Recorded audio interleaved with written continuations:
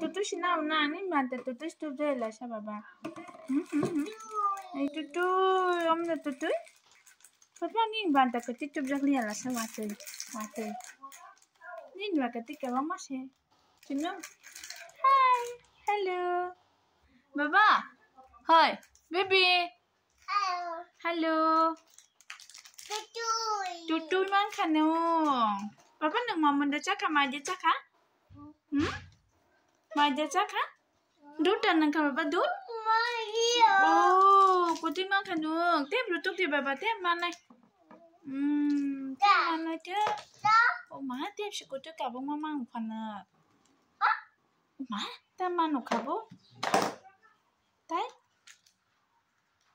Tai? Teh mana kabung baba? Beka? Teh tongko? Papli, teh mama